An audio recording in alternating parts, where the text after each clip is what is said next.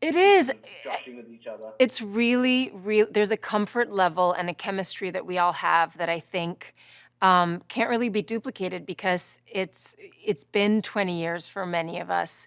I've known Justin for, I think this is my fifth movie with Justin. I've known him for about 15 years, so nearly the entire time. And there's just this shorthand everyone has with each other. Um, and that's something that's very lucky because it's like we're playing when we're offset, and then when it's time to work, we know each other's rhythms, and it's really wonderful.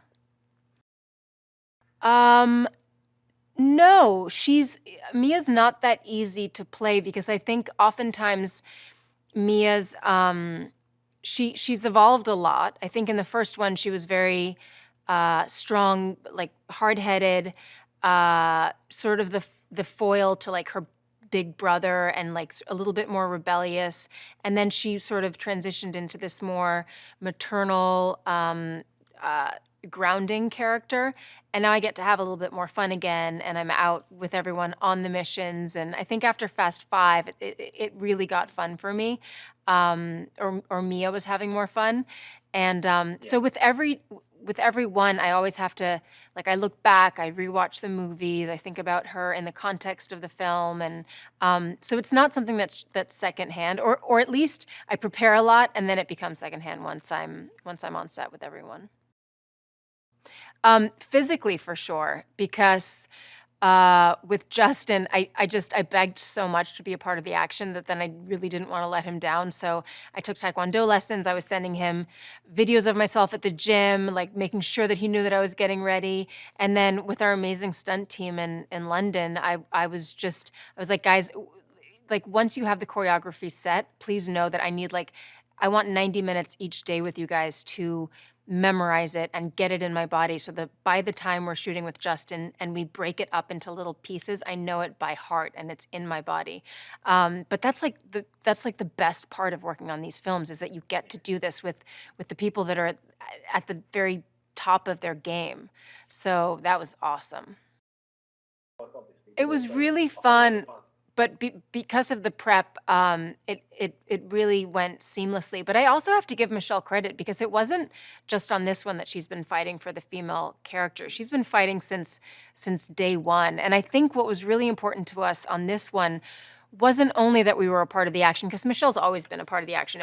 I was the one that trying to like edge in there, um, Mhm. but also that our history as friends, like Letty and me are friends, but then the audience doesn't get to see like, okay, do they hang out? Like, what do they argue about? How do they feel about Dom?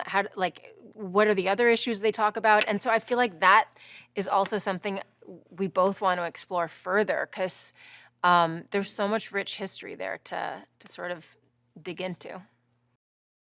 I think there's so many worlds within the Fast and Furious franchise that it would be really fun to explore the female characters. And of course, Natalie would have to be a part of that because she's instrumental now, and Ramsey's such an important character. It'd be really, really fun.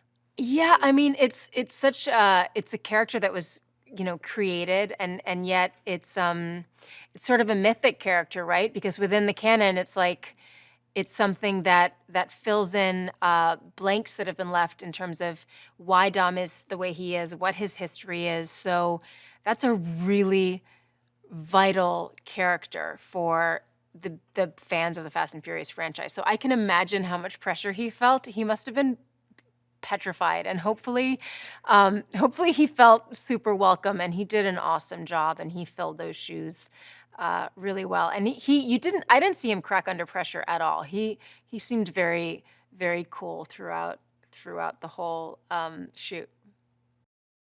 And now, I think when the enemy's within, it's scarier because they know what your well, on one hand, they know what your weaknesses are.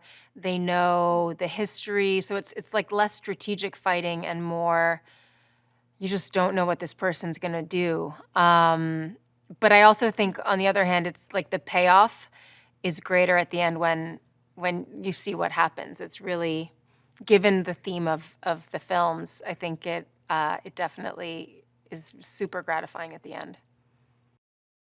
And I have to say, sometimes I read it and I don't fully, and sometimes I'm shooting with the green screen like the sequence at the end with Jakob and the giant truck and us. I had no idea what that was going to look like. I had no idea all the different elements that were going to come together until I actually saw the film, and I was like, "Oh, this makes so much sense to me," because it is so enormous in scope that you really do have to see it to believe it. Reading it just isn't quite enough with these films. Yeah, with the first sequence, I was absolutely blown away. I was breathless after seeing the first sequence, and I feel like it's one of the best sequences of the entire franchise. So I think it definitely sets the tone for the film. I was mainly in London, but in the past, I think my favorite place to visit was Brazil. Having grown up in Brazil, and so it was kind of a homecoming, and it was just like the culture in Rio is it's so meshed with the Fast and Furious vibe in terms of everyone just being very welcoming and open, and it was just an awesome time. Yes, I'm a control freak, so I like to know what I'm doing. I like to be able to prepare, and a lot of it's just a giant leap of faith where you're like, okay, I don't know what I can see the previs, which is what Justin can show you, and it's like a little like stick figure Mia cartoon doing what Justin would like me to do, and so I can get an idea of what's going to happen. But a lot of it is just complete utter faith in Justin as he's like, okay, look ahead, and there's a giant thing coming at you, and you're like, okay, like, and then he puts it together seamlessly. It makes it so much easier. Also, I think as an actor, you're so vulnerable, and and you just have to trust that someone has your back, and that when they've got it. As far as takes are concerned, and as far as the scene he's building, and I just have complete faith in Justin, and the fact that he's going to carry us home with this franchise makes me feel really good. I I think it's definitely I think it's Tyrese. And Tyrese, like, if there's ever tension because like the stakes are really high or we're all, stressing about something which is very rare, Tyrese is definitely the one to break the ice. And yeah, he's really fun to be around. I think 20 years ago, when Fast and Furious came out, the audience saw themselves in the film because we had diversity. We had so much heart. We showed that families don't have to be, conventional. They can be just a tribe of friends, and that the most important thing within that tribe is loyalty. And so I think that's how our fan base started. And then I think with each film after that, we had to earn our fans, and we wanted to earn their approval and their love. And that hasn't stopped. We're always thinking about how we're going to evolve, how we're going to grow, how we're not going to let anyone down. And that's really difficult as technology expands, and as we've gone to, like, I think with every film, everyone's like, well, what are they going to do next? Like, it's impossible to outdo the last one, and yet we do, and that's because we don't take anything for granted. Well, what really blows me away about Fast is what we're able to build. So, for example, when Letty and I go to Tokyo, that was built on set, and that was the craftsmanship of set design. And when we're in the lair, we have these massive doors that open and close, and so a lot of it we got to witness ourselves, and then some of it was just we had to sort of imagine, and then it came to life on screen. So it's a combination of both. You can expect your mind to be blown because, and you know what else I really loved about Fast 9 was the flashbacks and how much of Dom's history comes to light, and how much of you kind of learn why Dom is the way he is, and you fall in love with him more as a character because you see where he's coming from. And I think that's really gratifying for fans. That it was super cool for me as an actor to be like, "Oh my gosh, all those pieces are coming together." And seeing it was so different from reading it in the script. Like, I was crying for parts of those scenes because it was like our family history basically right before my eyes. So I think diehard fans are going to be really satisfied with that aspect of the film. Sometimes it is a bit strange, but I think it's also a really cool way to sort of evolve the franchise. Is that it's not it's not quite chronological. There are these things that we're calling back, and I think it's a very cool way to let the franchise develop. Well, first of all, I'd love to be in a scene with Charlize. I think that would be badass.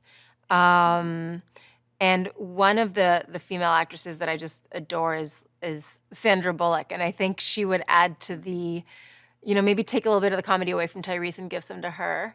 I think that would also be really fun. She's just one of my favorites, so I would love to see her. And I feel like we've proven that there's always a way to bring someone into the fold, so I think that'd be awesome. Hi guys, it's Debbie, and here's today's daily fact. Big budget movies can invest in all the best stunt actors. But when the Fast and Furious franchise first started out, the drivers were actually hundreds of real-life, illegal street racers the director found by attending underground competitions. Who would have imagined that? Remember to click below to subscribe, and if you like my t-shirt, you can get one yourself at the shop link in the description box below.